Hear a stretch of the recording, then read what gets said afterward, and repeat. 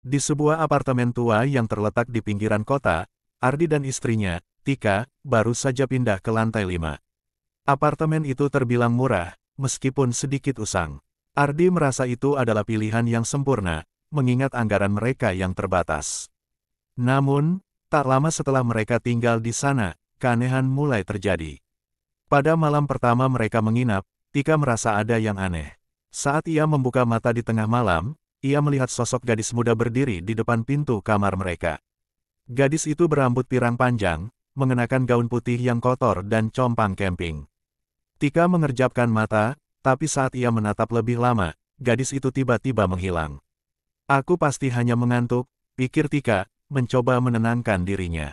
Namun, kejadian serupa berulang setiap malam. Tika mulai merasa gelisah dan menceritakan hal ini pada Ardi, tetapi suaminya tidak percaya. Ia menganggap itu hanya mimpi buruk atau ilusi karena stres.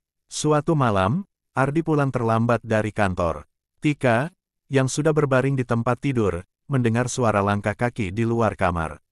Ia bangkit, membuka pintu, dan melihat gadis berambut pirang itu berdiri di lorong, menatapnya dengan tatapan kosong dan mata yang tampak menghitam. Tika menjerit ketakutan, namun gadis itu hanya menggelengkan kepala perlahan, seolah memberi isyarat untuk tidak mendekat. Tika panik, berlari menuju ruang tamu, dan menguncinya dari dalam. Namun, suara ketukan yang keras mulai terdengar di pintu, diikuti dengan bisikan lembut yang terdengar seperti suara gadis itu. Aku hanya ingin pulang, suara itu terdengar jelas, meskipun tidak ada yang terlihat di balik pintu. Keesokan harinya, Ardi yang khawatir dengan kondisi Tika, akhirnya memutuskan untuk mencari tahu lebih dalam tentang apartemen tersebut.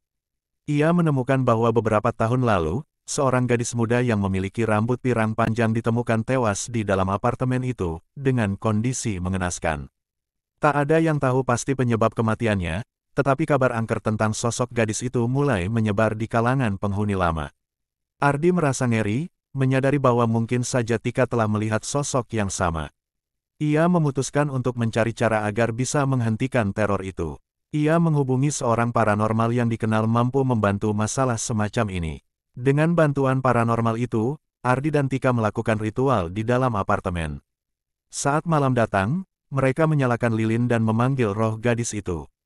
Sebuah suara terdengar, menuntun mereka ke pintu kamar yang sebelumnya tidak pernah mereka buka. Pintu itu berderit terbuka perlahan, mengungkapkan sebuah ruangan kecil yang tersembunyi, penuh dengan boneka-boneka rusak dan gambar-gambar tua.